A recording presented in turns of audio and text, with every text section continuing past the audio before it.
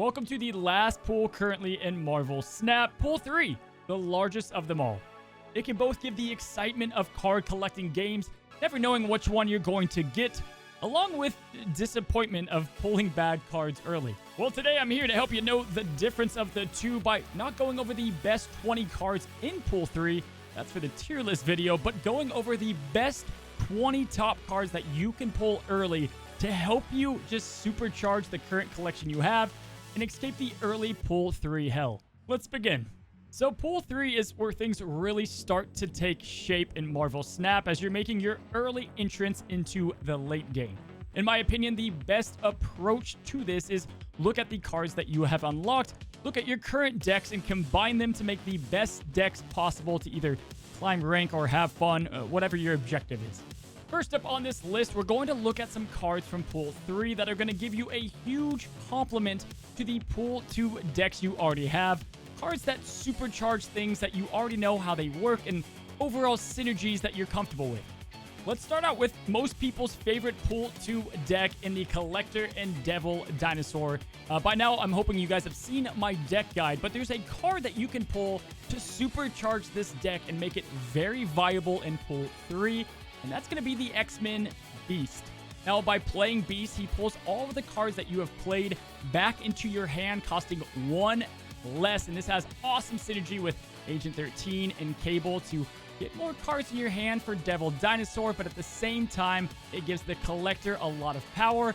And if you can add Falcon to the mix as well, he perfectly complements it. So those that are fans of Devil Dinosaur, you've got a deck that's going to work very well at the top of the meta.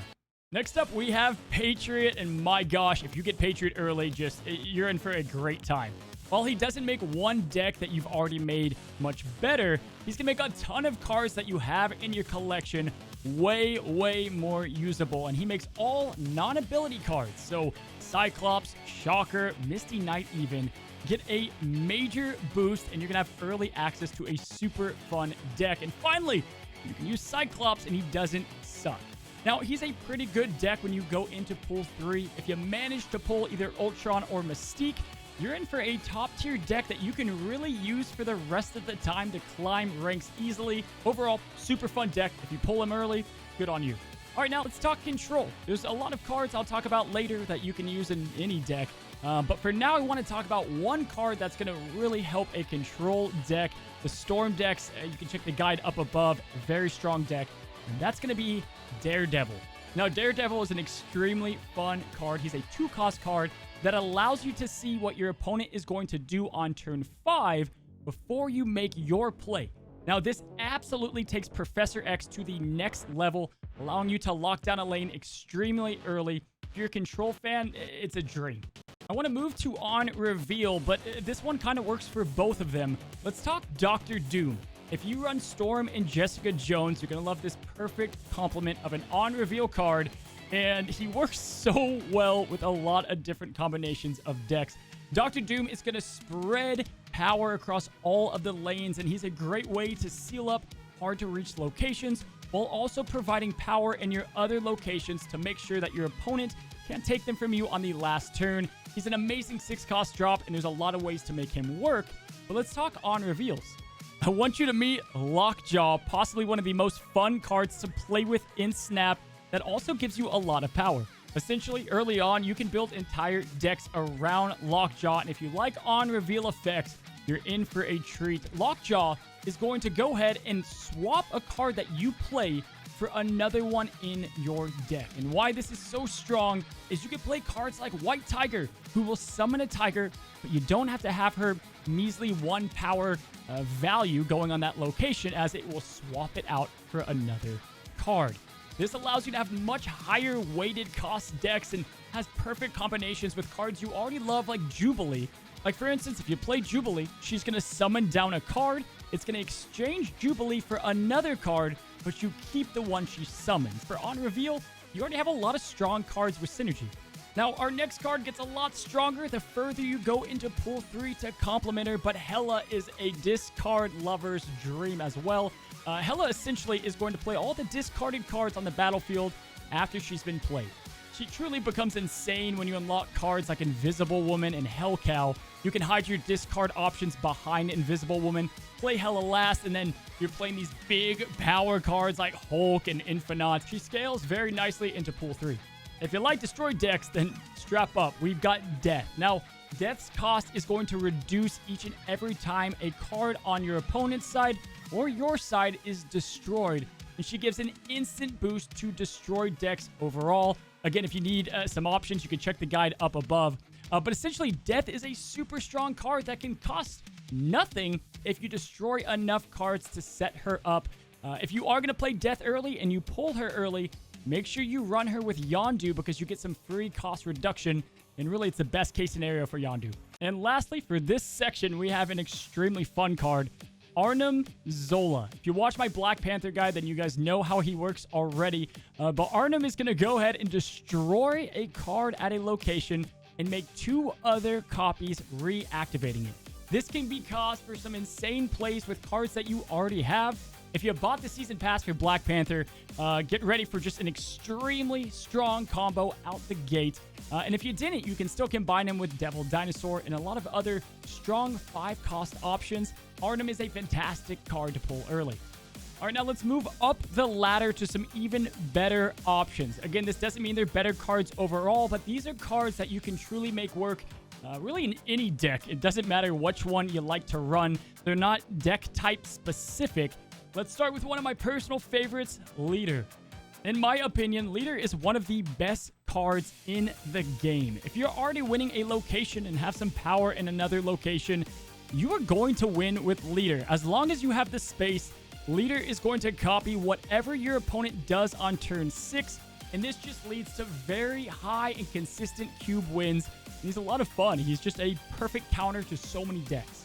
Now, next up, we have a 2-for-1 special that you can fit into most decks, and that is going to be Wave and Electro. Now, both of these are awesome because if you play them on turn 3, it's going to allow you to play 5-cost cards for the rest of the game and gives you access to my current jam in a ramp deck.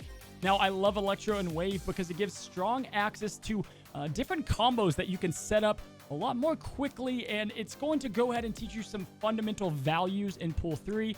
Both of these are great, and if you put them both together in one deck, it's even better. A 14-power bomb that you can play around. You have loads of power, and if you add him to a control deck, you can either shut down that middle lane or the far right lane with something like a Storm Jessica Jones combo, and then you have a turn 6 finisher with 14 power for the leftmost lane. He can only be played on that lane, but if you set it up, it's a easy win card.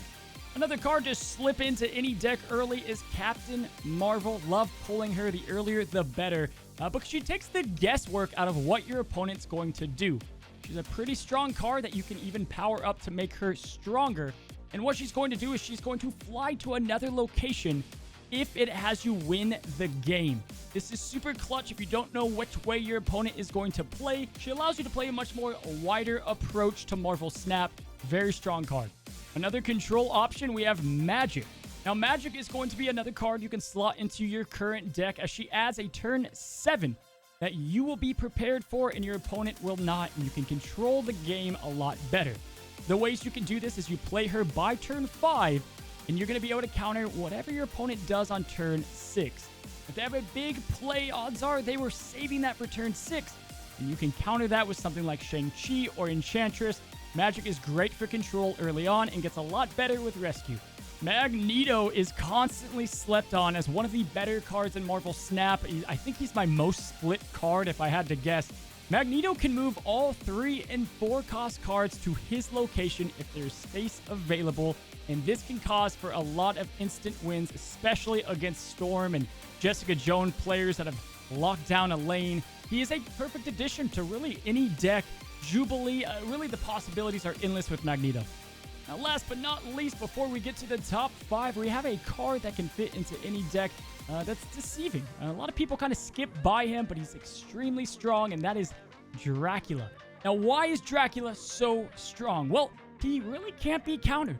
What he's going to do is replace his own power with the power of a card in your hand. He's only 4 cost, and the reason why this is so strong, guys, is because there's no way to counter him.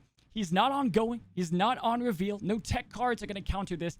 And then secondly, he's replaced at the end of the game. So Shang-Chi, there's no options to shut him down. Many of games will be won early on if you learn how to play Dracula just right. He's one I'm especially excited to make some decks for. Let's head into our golden ticket winners, the ones that truly get you out of the early Pool 3 hell, the ones that are going to supercharge you right out the gate if you pull these cards, giving you a huge advantage. Now, quickly, I need to hear from you guys on this. Do you want me to finish out this list and show you all of the card options and the best pulls that you could do early? Or would you rather me make the tier list and rank the best cards in the game at the maximum potential that they have and get feedback from a lot of different people to make the list? Let me know down in the comments below. Let's start the top 5 golden tickets with Wong. Meet a portable Kamartaj. Wong is going to double all on-reveal effects twice, allowing for some just absolutely crazy combos. You guys definitely love on-reveal effects by now. If you have been climbing, odds are you've played Odin before and you're familiar with these cards. But what happens when you double that up, right? Black Panther becomes a lot stronger. You have Wolfsbane, you have Ironheart, you have Gambit, who you can unlock later. Wong definitely gets even more power if he's complemented with our next card. But he's a great pull early because you have so many on-reveal cards that can work with him. You can slot him into a lot of decks, not just on-reveal. For instance, put him with an ongoing deck and have Spectrum play on top of him for a massive end-of-the-game bonus. There's loads of potential with Wong, and if you get him early, I'm jealous. He was one of the last ones I unlocked. And the perfect gel to go with the peanut butter that was Wong is Mystique. Mystique is going to copy the last card played if it had an ongoing effect. Now, she slots perfectly with decks you are already used to or cards that you use a lot in Pool 1 and 2. Iron Man, for example, is just stupid to have 2 versions of that. Khazar, Blue Marvel, Mystique makes a lot of decks just work well in Pool 3. And I gotta say, if you pull her early on, I hate you. Let me know. Let me know in the comments so I can tell you that I hate you. She was the last card that I unlocked in the game, and it sucked. However, she just gives you a huge bonus right out the gate, and you're going to win a lot of matches with Mystique. All right, 3 cards left. Now we have Destroyer. If you pull him early, wow, have fun. Essentially, you combine some Pool 1 and 2 cards with Destroyer, and you have one of the best decks in the game. Now, if you combine Armor or Professor X to shut down and protect your lanes, you can play the massive bomb that is the Destroyer and set him up with cards like Bucky Barnes or Colossus to get maximum value. You're going to lose to this deck plenty when you're climbing in Pool 3, and if you pull him early, he's like one of the most instant golden tickets because you already have all the complements around him. For the second to last one, it's a spicy one because I think she is so slept on. In my opinion, one of the best cards in the game, and by far out of all of the cards I have, she has won me the most cubes late, and that is Arrow. Now, Arrow, deceptive at first, you think maybe she just works for move decks. She is an 8-cube winner, guys. She is so powerful. What she does is she's going to move all of the cards that your opponent is playing to the location you play her on. Now, you can play her on turn 5, sure, but on turn 6, absolutely devastating. And if you get like a location like Fisk Tower or combine her with Kingpin, even more value comes out of Arrow. Like, in my opinion, the best cards in the games are the ones that can win you consistent high amounts of cubes, right? Like, just because you have a good card, your opponent's just going to retreat. But with Arrow, you can make them think they're going to win, and then you move them over, and you truly win. If you play her on locations that you are already winning by a massive amount, and your opponent's trying to avoid, like, it's just a free stamp for 8 cubes. Very solid. And for that number 1 spot, ladies and gentlemen, it's a good way to counter really the rest of them that we've talked about today. Currently regarded as the best deck in Marvel Snap for many of reasons. It's Sarah. Sarah is going to be near the top of the tier list when we decide to do that. Sarah is going to reduce all of the cost from every card in your deck and hand by 1. And at first, that doesn't seem that great. You know, she costs 5 energy. Why is that such a good card overall? Well, let me tell you, if you stack your deck with 2 cost cards, you can create a Sarah Miracle deck. And let me know if you want me to make a guide on this deck because of how strong it is. But essentially, on the last play of the game, you're going to have all of this value. You're going to have 1 cost cards cost 0 and 2 cost cards cost 1. And there's a lot of strong cards with 2 costs. And so Sarah gives you so much value early on and access to a golden ticket in one of, if not the best deck in the game currently. Now, 2 closing notes. First of all, if you have pulled a lot of cards and none of them have been the cards we talked about today, then congratulations. You're a lot like myself. I pulled literally dumpster fire. When I make the tier list, I bet you like more than half of my first pulls are going to be towards the bottom. But guys, it's okay because you will pull good cards and you try to make good decks out of what you have. Because again, it's Marvel Snap and you can win consistently in this game as long as you understand the decks that you have made, understand the pros and the cons of them, and put together the best deck possible. Now, let me know down below, first of all, what pulls did you get early on? I'm going to try to comment back to as many comments as possible, telling you which deck I would run if I were you. And on top of that, what card that we talked about today should I make a deck guide on first? We're going full steam ahead into Pool 3. We've got like one Pool 1 video, and then we'll just all Pool 3 from here. We've got a lot of great deck guides coming out, and until next time, happy snapping, and we'll see you on the next one.